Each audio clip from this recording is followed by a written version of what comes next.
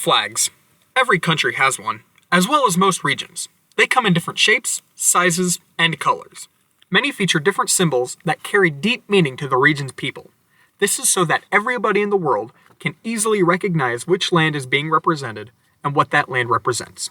Some of them are good, and some of them are bad.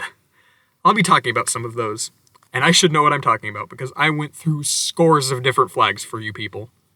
I'm starting off with flags I like, just to give you a taste of how flags should look.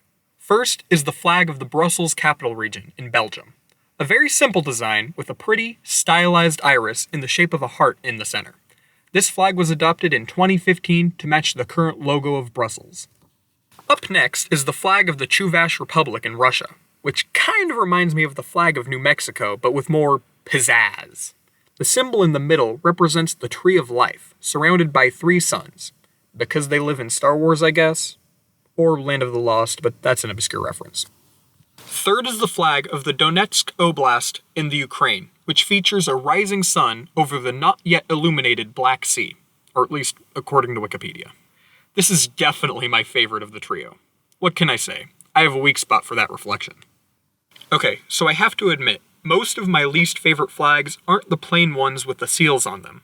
Sure, those are bad, but they aren't that offendingly bad. No, I know bad, and those aren't it. But these flags are. First is the infamous former flag of Pocatello, and since anybody who's ever talked about flags knows how terrible of a design this is, I won't go into much detail. If you want to learn more, look it up. But as you can see, it has actual trademarks on the flag, as well as the giant words, "Proud to be Pocatello." Fortunately, due to public outcry, they recently adopted a new flag that, as you can see, is a lot better than the previous design.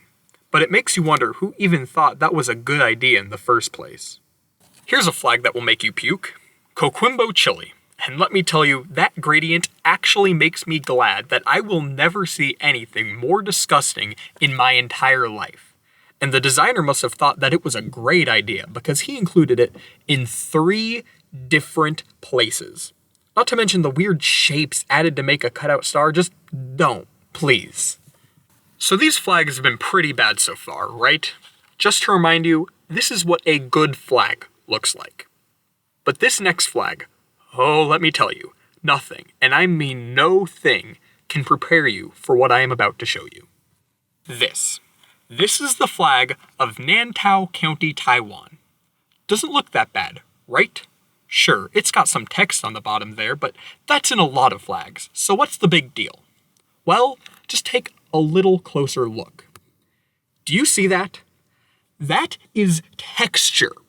Why would you add texture to a piece of fabric that will already have its own texture? Who's gonna be feeling your flag, or at least be close enough to notice the pattern? Not to mention the shading they added, even though it's a flag that will be out in the sun where its own flapping will give it shade.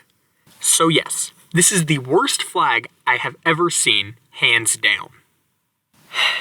Okay, with that said, I'd like to show you how I would fix my home state of Kentucky's flag. This here is Kentucky's flag. Very original, I'm well aware, but that's why I'm changing it. So first, I'd remove the seal, taking the color from the goldenrods. I'll want that later. Then I'll add a green stripe that covers around 1/3 of the bottom to represent the beautiful grass that grows throughout Kentucky, followed by 2 semi-ellipses that show the rolling hills of the state.